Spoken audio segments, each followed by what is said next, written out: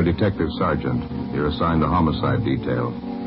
An elderly man is found dead in the living room of his home. There's a single bullet hole in his chest. On the surface, it appears the man took his own life, but the evidence points to the opposite. Your job? Investigate. More and more smokers coast to coast are saying this about king-size Fatima every day. They're different.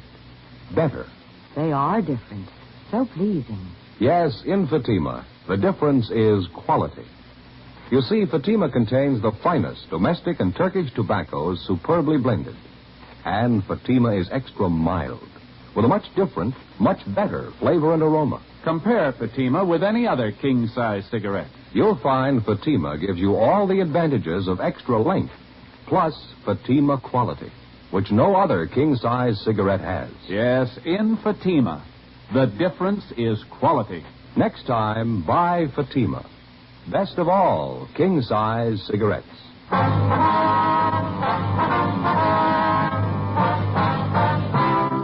Dragnet, the documented drama of an actual crime. For the next 30 minutes, in cooperation with the Los Angeles Police Department, you will travel step by step on the side of the law through an actual case transcribed from official police files. From beginning to end, from crime to punishment, Dragnet is the story of your police force in action. It was Wednesday, January 10th. It was cold in Los Angeles. We were working the day watch out of homicide detail. My partner's Ben Romero. The boss is Thad Brown, chief of detectives. My name's Friday. It was 8:25 a.m. when I got to the police academy, the doctor's office. Morning. Morning. Can I help you? I'm checking in for my annual physical. Oh, okay. All right. Let's see here. Name? Joe Friday. Let's see. Friday, just like the day in the week? Yeah, that's right. Friday. Can't seem to find it. You sure you were notified? Yeah, the teletype was posted in the office a couple of days ago. Annual physical exams. My name was right near the top of the list. Friday. Huh. Oh, yeah. Yeah, here you are. Joseph Friday. That's it, yeah. Well, all right, Friday. Let's get your name down here. Okay. Your age? 34. Where you work? Central Homicide. Serial number?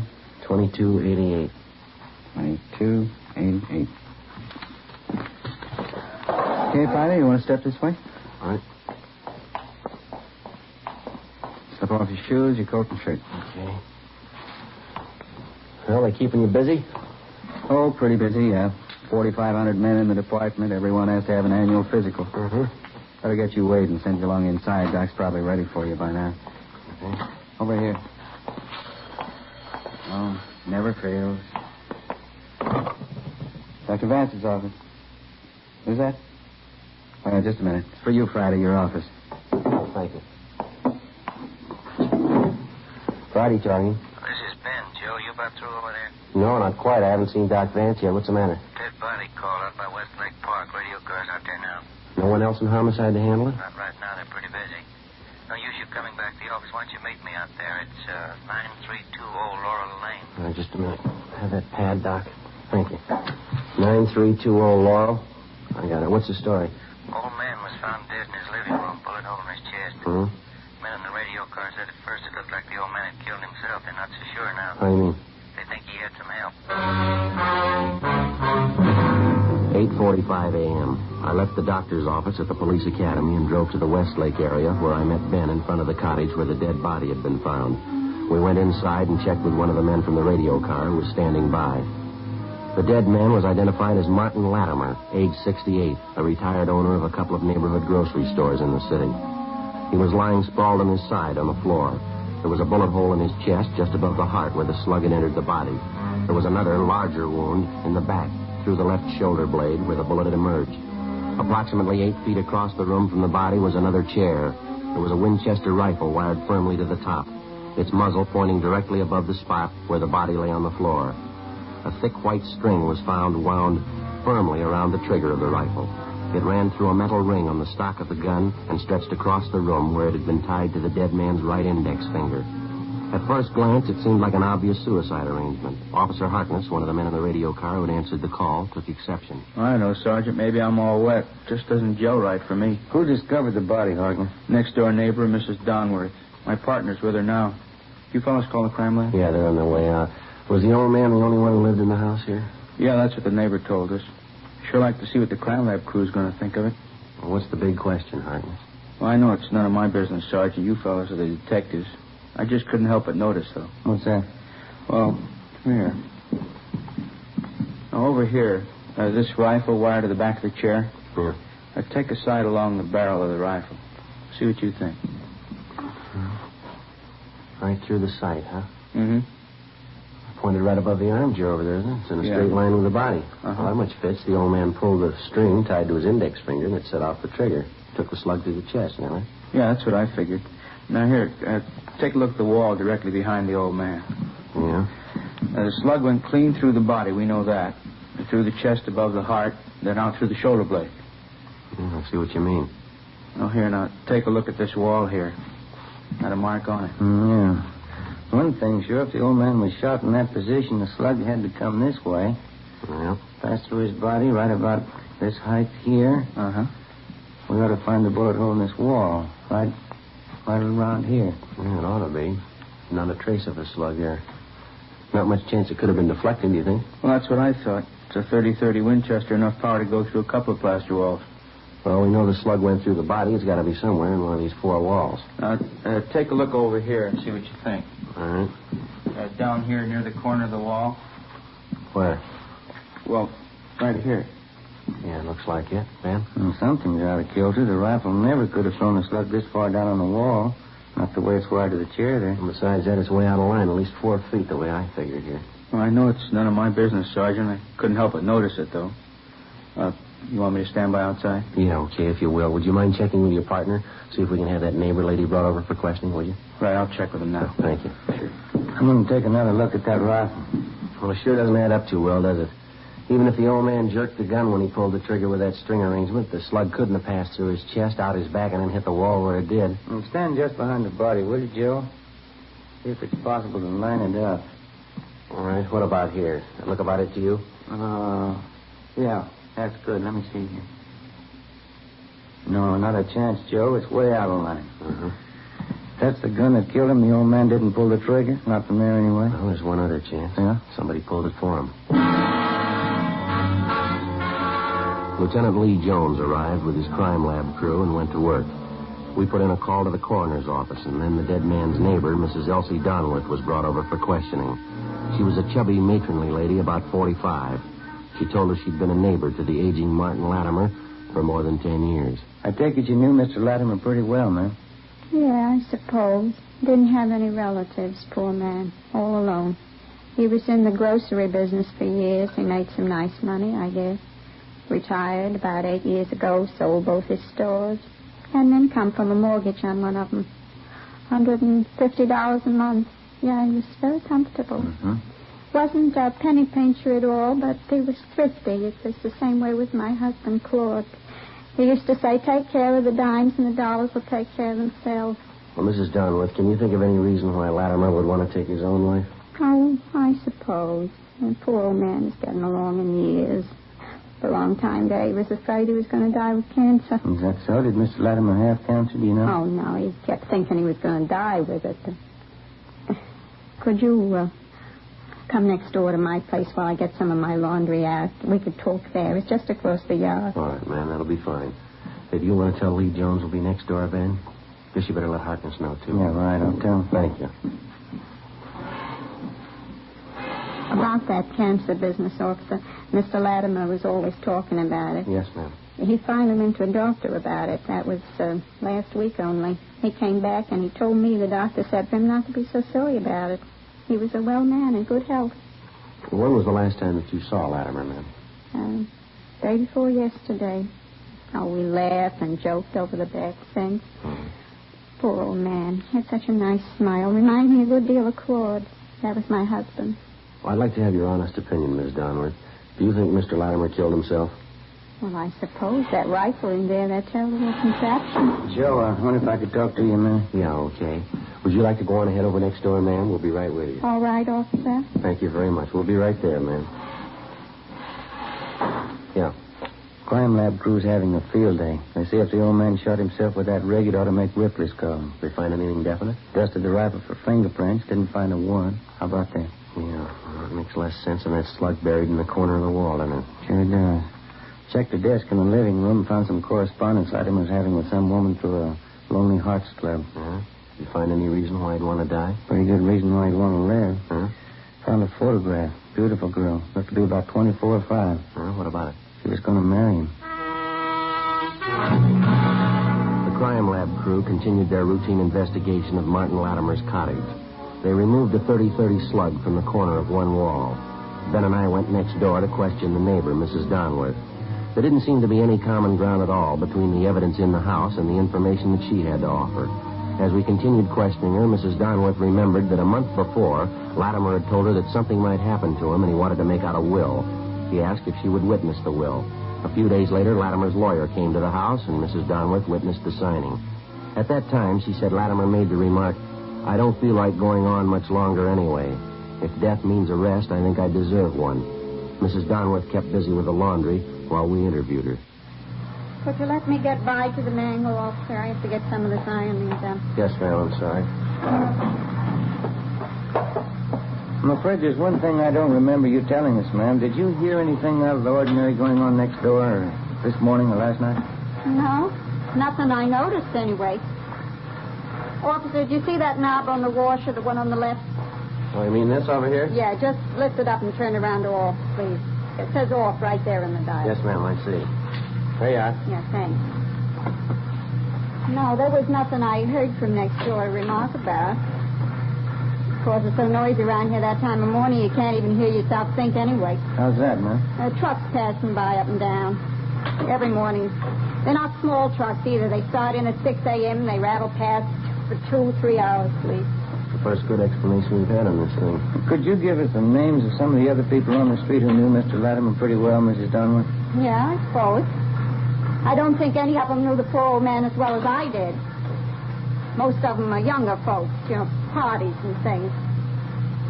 When you get up around 65 or past it, like Mr. Latimer, parties don't mean so much anymore. Yes, ma'am, I understand. Yeah. Just a nice, quiet home with a good heating system. Good books on the shelf and good man around the house. Is that all you can ask for? Yes, ma'am. Well, thank you very much. We'll leave our card here in case you want to contact us for any reason. All right, officer. There's one more thing, Mrs. Donworth. We understand Latimer was corresponding with several women through a Lonely Hearts Club. Did he ever mention that to you? No, he never did. I found out from the mailman. He's a regular gossip. Uh-huh. And Latimer never mentioned any of the women that he corresponded with, is that right? Yeah, I pretended I didn't even know about it. He never brought it up. Don't understand why he'd want to meet a lady that way. All most of them are looking for is a man with money so they can quit work and lay around the house. Well, thanks again, Mrs. Donworth. It's been very helpful. Yeah. Poor old man. I wonder what made him write letters after silly women. Little good they'd have done him. He wrote letters all over the country. Mm-hmm. Getting tired of working myself. Could have saved the postage, too. Beg your pardon? I was right next door. Would have married him in a minute. We left Mrs. Donworth's house a few minutes past noon, and we went back next door to Latimer's cottage. The crime lab crew had finished their investigation, and the deputy coroner arrived. He took the body downtown for autopsy. We talked over the crime lab findings with Lieutenant Lee Jones, and he felt the same way that Ben and I did. The theory that Latimer had shot himself to death was possible in many respects, but it was far from plausible. We checked through Latimer's correspondence with the women that he'd contacted by mail through the Lonely Hearts Club. Especially the young girl he obviously intended to marry, judging from his letters to her. Her picture showed her to be a brunette, dark eyes, young, and very attractive. The inscription at the bottom read, "With love, Catherine." There was no return address on either the photo or the letter. Ben called to check with the Lonely Hearts Club. Yes, ma'am. No, that's all right. We'll probably be dropping down to talk to you. Yes, bye. What'd they say? Might be it, Joe. Club secretary says they've been having trouble with somebody who signs their pictures just like this one. With love, Catherine. Uh-huh. I described the picture, and the secretary says it's the same girl. What's the angle? The girl doesn't belong to the club, but somehow she got a list of the members and their addresses. She writes to them, usually old men, gets them set for marriage, and they send for her. Huh? Her letters come from the east, from different cities. She writes and asks for train fare out here. The men send her their money for clothes and train fare, and that's the last of it. She's gone. Oh, it adds up all right. Now, this one letter here. This one. I hate to ask you, dear, but if you could send me the traveling money and just a little extra for some clothes, I will take the first train and be with you in a week to become your wife, awaiting that precious moment and so on. Kind of poured it on thick. What's the date on this? Let's see. December 30th. It's 12 days ago. What do you think? That's possible. She could have showed up, tried to grab all the old man's money she could find. Maybe he caught her at it. She killed him, rigged up this phony setup to make it look like Latimer shot himself, huh? Can hold more water if we could find out she really came here. Maybe we better start ringing a few doorbells. The other neighbors might come up with something. What do you say? Well, let me see that girl's picture again, will you? Yeah, here you are. No photographer's name. Now, look in the back here, Ben. Yeah? No, down here in the corner. Right in the corner of the picture mounting. Oh, yeah. XXX6Y3. Must be some kind of manufacturer's marking. Photography supply. Uh-huh. Guess it stands for the type of paper, huh? You know anything about the photo business? No, I don't. Neither do I. Let's find somebody who does, huh? Before we drove back to the office, Ben and I covered the rest of the neighborhood and talked to everybody who knew the dead man, Martin Latimer, even remotely. They told us nothing that we didn't already know. There'd been no strangers seen visiting the old man. No one had noticed anything out of the ordinary in Latimer's daily routine. 3 o'clock that afternoon, we checked with the police photo lab. They told us that the symbols stamped on the cardboard frame of the photograph signed Catherine were symbols used by a photo supply company up in San Francisco. We went back to the office and got in touch with the San Francisco firm. We were told that the symbols indicated the style and the size of photographic mounting, and further, that this particular type of mounting was distributed only throughout 7 western states. They gave us a list of 18 photo studios in Los Angeles who kept that particular mount in stock. It was a long chance, but we started checking them out. Meantime, we'd run the girl through R&I and gotten out an APB, seeking information on her. 3 days later, Ben and I had checked out 10 of the 18 photo studios on our list. The 11th was the M&Y Family Portraits on Melrose. Yes, sir. Help you? Police officers, would you mind taking a look at this photograph here, please? Let's see. Would you like an enlargement? Got a special price on enlargements this week? No, sir. Just like to know if you can identify this girl, that's all. Oh. Well, do you recognize her at all, sir? I know her. Sure you wouldn't like an enlargement?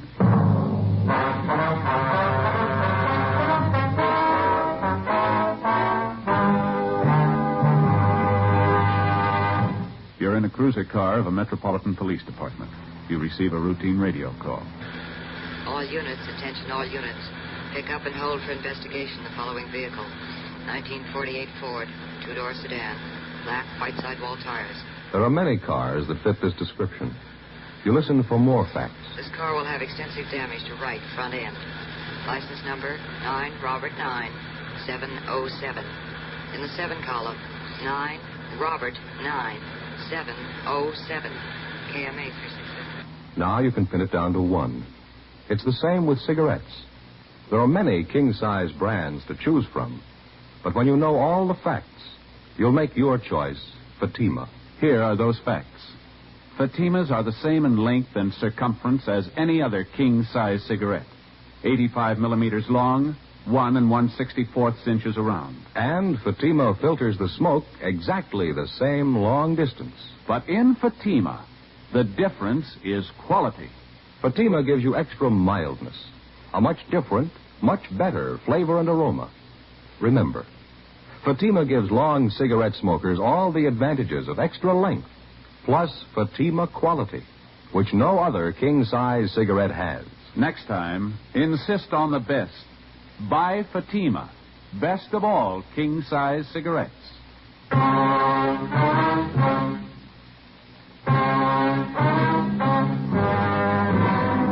Saturday, January 13th, 1:35 p.m. We showed the photograph of the girl to the proprietor of the photo studio on Melrose Avenue, and he identified her as one of his customers.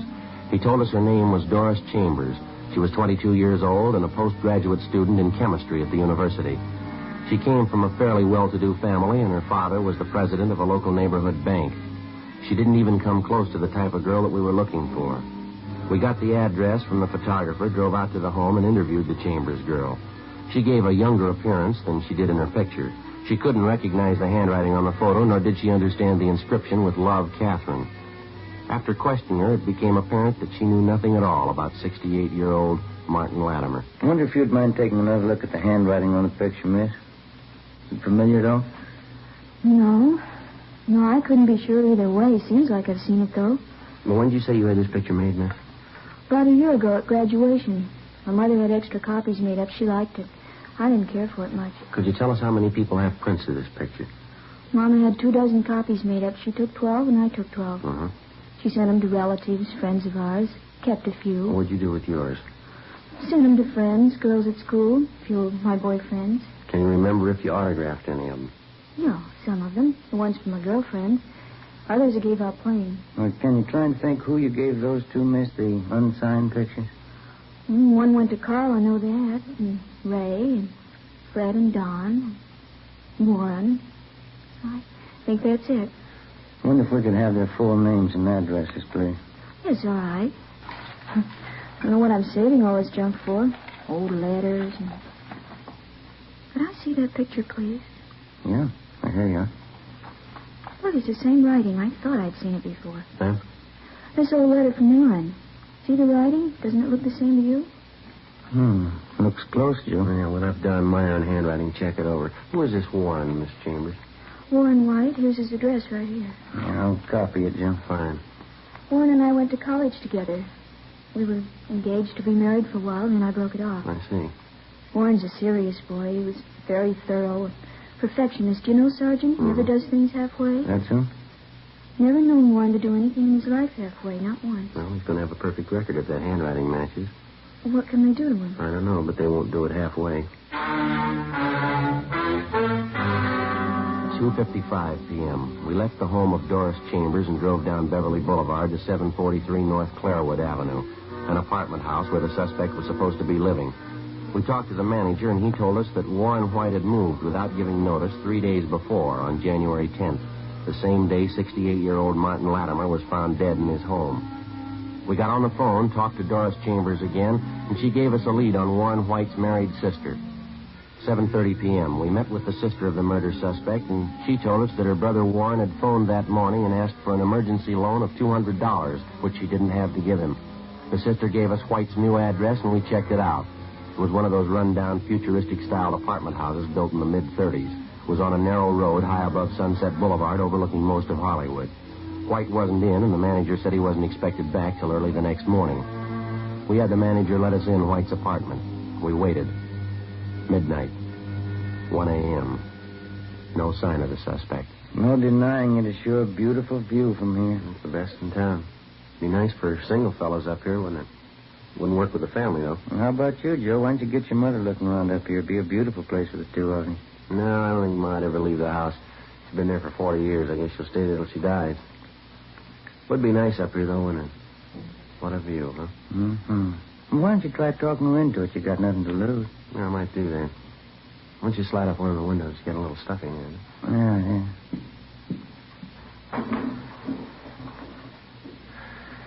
Oh, smell that air, huh? That's great. Yeah. What time you got?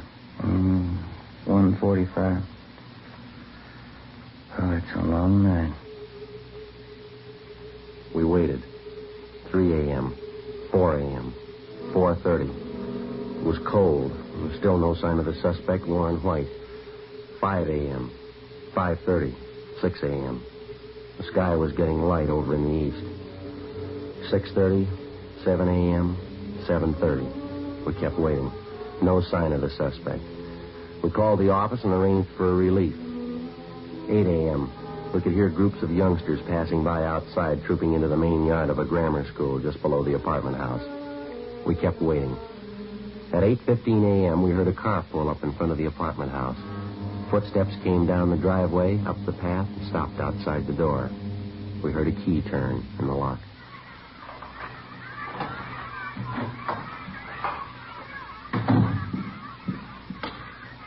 What is it? What do you want? You Warren White? Yes. Police officer's got some questions we'd like to ask you. It's all right, officers. Why don't you sit down? I'm not going to give you any trouble. Huh? I killed him. Maybe I'll never know why, but I killed him. You want to tell us about it? You must have had a reason for it, rigging it for a suicide. Do you have anything against him? I hardly even knew him. He used that picture of Doris to fool. Made some good money doing it. I needed it. You willing to give us a statement about the whole thing? I haven't anything to hide, officer. The minute I killed him, I knew it was all over. Right there in that 1 minute. I knew you'd come and find me somehow. I didn't know when, but you'd come and find me. Well, okay, Ben. We better head downtown. Yeah. What? It's a great sound, isn't it? What's that? The schoolyard. Yeah. The kids. Got a great sound to it. Good one. You want to get your hat? All right. How can anybody figure it? You start in the schoolyard like those kids down there, running around, yelling. I started the same. Better get going. I wonder what it is that happens. An 8-year-old red-hip kid. There must be one down there now. The other kids will grow up, get jobs, work, and die. It'll be all right. Yeah. The one kid will end up in an alley with a gun in his hand. How can anybody figure it? I don't know. A bunch of kids playing in the schoolyard. Someday one of them's a killer. Yeah, let's go. You tell me. What's the answer?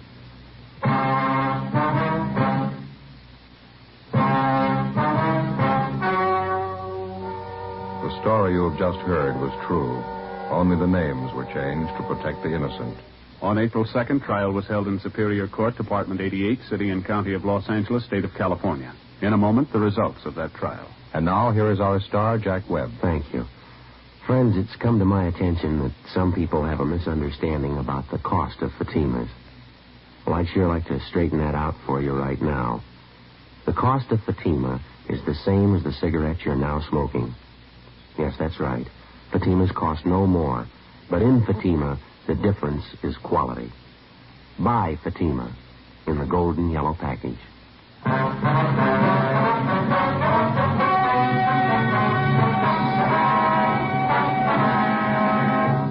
Warren Thomas White was tried and convicted of murder in the first degree.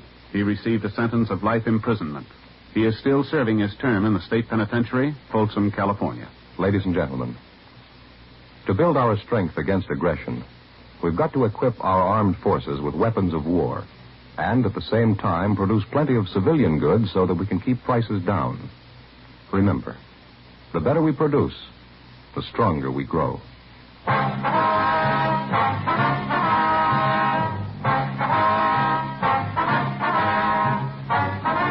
You have just heard Dragnet, a series of authentic cases from official files. Technical advice comes from the Office of Chief of Police W.H. Parker, Los Angeles Police Department. Fatima, best of all king-size cigarettes, has brought you Dragnet, transcribed from Los Angeles. Stay tuned for Counter Spy, next over NBC.